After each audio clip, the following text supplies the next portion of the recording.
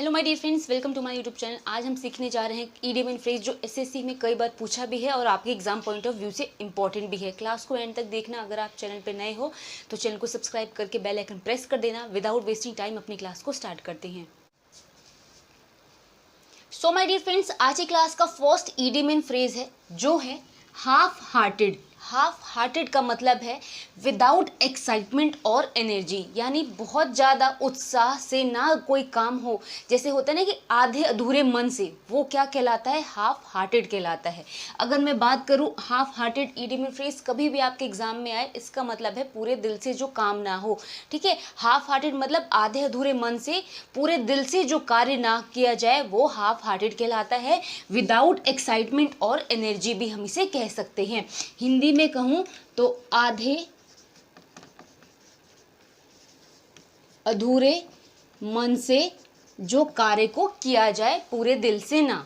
अगला है Achilles heal. Achilles heal का मतलब होता है वीक पॉइंट, या तो जिसे हम कमजोर पहलू कहते हैं। हम कहते हैं ना कि अगर इसको एक सेंटेंस में अगर मैं बोलूँ तो वीक पॉइंट इन कैरेक्टर भी बोल देते हैं कहीं कहीं।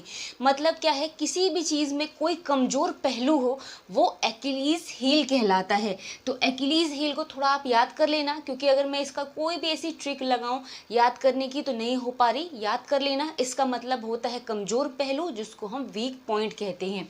तो इसका मतलब है कमजोर पहलू। अगला पॉइंट है इची फीट। इची फीट का मतलब होता है जो सिर्फ ट्रैवल करने का ज़्यादा शौकीन हो।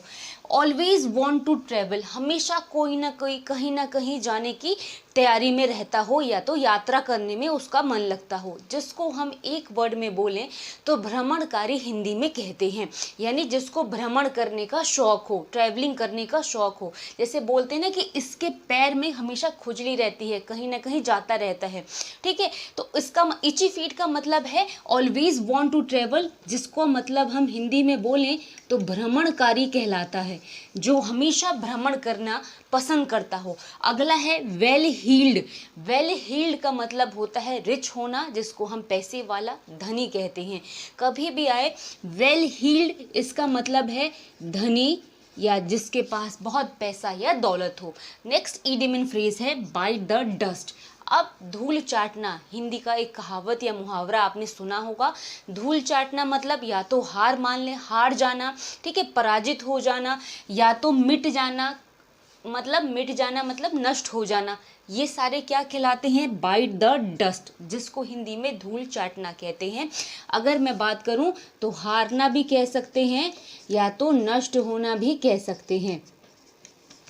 नेक्स्ट ईडियम एंड फ्रेज है have heart in your mouth. आपने सुना होगा कि डर के मारे कलेजा मुंह को आ गया, एक हिंदी कहावत वही है। इस पूरे स्टेटमेंट का मतलब, इसका टू बी एक्सट्रीमली फ्राइटेंड मतलब बहुत ही ज़्यादा डरना होता है। ठीक है, आपने लोगों से सुना होगा ना कि इतना डर गया जैसे मानो कलेजा मुंह को आ गया। वही है have heart in your mouth, जिसका मतलब है बहुत ज़्यादा डरना। अब देखो आगे के इडियम्स को। So my dear friends, next idiom है नेल बाइटर। नेल बाइटर कभी भी ईडियम इन फ्रेज आए, इसका मतलब है a situation causing great anxiety. मतलब ऐसी स्थिति, जैसे कई आप लोगों में से या फिर कई लोगों की आदत है, जब बहुत ज़्यादा चिंता में होते हैं तो क्या करते हैं? नाखून चबाना स्टार्ट कर देते हैं। यानी ऐसी स्थिति एंजाइटी वाली वो कहलाती है नेल बाइटर। ठीक है, ऐसी स्थिति जिसके अंदर काफ़ी चिंता हो तो वो क्या कहलाती है? Nail biter. In terms of idiom and phrase, a situation causing great anxiety मतलब जो होता है चिंता वाली जो स्थिति होती है उसको कहते हैं। नेक्स्ट ईडियम एंड फ्रेज है टीदिंग प्रॉब्लम्स। टीदिंग प्रॉब्लम होती है शुरुआती समस्याएं, जिसको हम स्टार्टिंग प्रॉब्लम कहते हैं।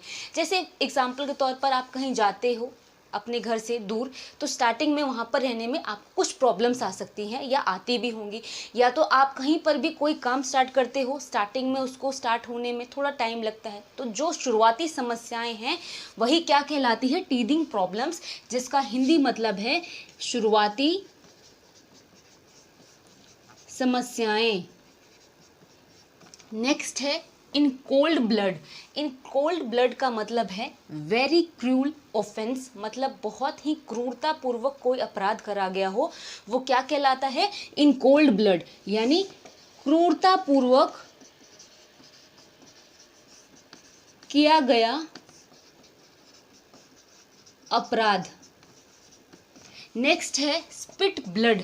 स्पिट ब्लड का मतलब है गुस्से से बहुत ज़्यादा लाल हो जाना, ठीक है। Go mad from anger, spit blood कहलाता है, यानी क्रोध से लाल होना, यानी गुस्से में लाल होना। अगला है बिग फिश। बिग फिश का मतलब है बहुत ही इंपॉर्टेंट इंसान, यानी इंपॉर्टेंट पर्सन को कहते हैं बिग फिश। बिग फिश का मतलब है महत्वपूर्ण व्यक्ति। अगला है born with a silver spoon in the mouth. इसका मतलब है जन्म से ही, जैसे बोला ना कि चांदी का चम्मच मुंह में लेके हुआ, मतलब एक तो बचपन से ही बहुत ही ज़्यादा अमीर घर में जन्म लिया, यानी born in a extreme rich family. बोलते ना कि ये तो बच्चा बहुत भाग्यशाली है, जन्म से ही सोने का चम्मच लेके हुआ है या फिर चांदी का चम्मच लेके हुआ है, बहुत लोग कहते हैं कहावत में, तो वही है इसका मतलब, बहुत अधिक, बहुत धनी घर में जन्म लेना। अब देखो आगे के idioms. So my dear friend, next है क्लाउड नाइन। क्लाउड नाइन का मतलब होता है वेरी ब्लिस, या जिसको हैप्पी भी कह सकते हैं, जो बहुत आनंदित या खुश रहे, उसमें क्लाउड नाइन हम इडियम फ्रेज की लैंग्वेज में बोलते हैं। क्लाउड नाइन का मतलब होता है वेरी ब्लिस, मतलब बहुत ज़्यादा आनंदित। नेक्स्ट इडियम फ्रेज है गेट इनटू हॉट वाटर। अगर बहुत ज़्यादा गर्मी पड़ रही हो और आपको बहुत ज़्यादा गर्म पानी से नहाना पड़े तो क्या होगा? आपको दिक्कत या परेशानी होगी, तो उससे आप याद कर सकते हो गेट इनटू हॉट वाटर, मतलब गेट इनटू डिफिकल्ट सिचुएशन, यानी कठिन स्थिति में फंसना।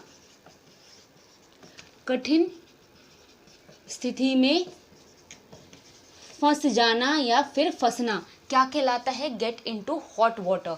अगला है होल्ड इन लीश। अगर मैं बात करूँ होल्ड इन लीश का मतलब, इसका मतलब है कोई भी चीज़ जो आपके नियंत्रण में हो, आपके कंट्रोल में हो। कीप कंट्रोल कहते हैं, यानी कोई भी चीज़ का नियंत्रण में होना।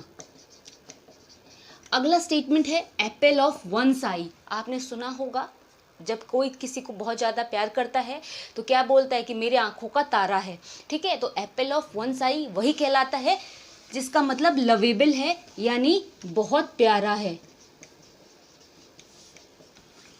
नेक्स्ट स्टेटमेंट है टेक अंडर विंग्स, मतलब है किसी को शेल्टर देना या छाया देना, प्रोवाइड शेल्टर। क्या कहलाता है?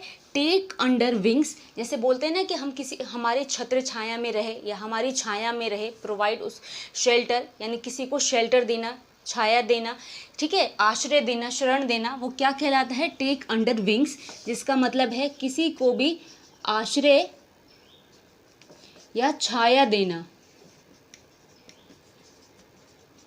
अगला स्टेटमेंट है ब्लैक ऑक्स। ब्लैक ऑक्स कभी भी ऐसा आए स्टेटमेंट, इसका मतलब होता है मिसफॉर्चून, जिसको हम दुर्भाग्य कहते हैं, ठीक है।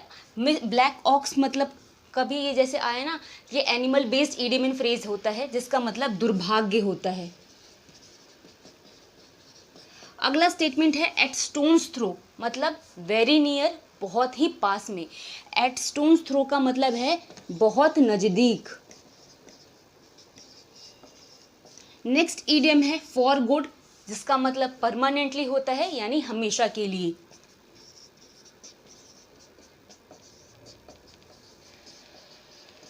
सो माय डियर फ्रेंड्स, ये क्लास यहाँ पे फिनिश हो रही है। बहुत छोटी सी क्लास थी, आपको अगर समझ में आई हो तो वीडियो को लाइक कर लेना। अगर आप चैनल पे नए हो और चाहते हो ऐसी और क्लासेस देखना तो चैनल को सब्सक्राइब और बेल आइकन प्रेस कर देना। अब हम मिलेंगे अगली क्लास में, तब तक के लिए थैंक्स फॉर वॉचिंग।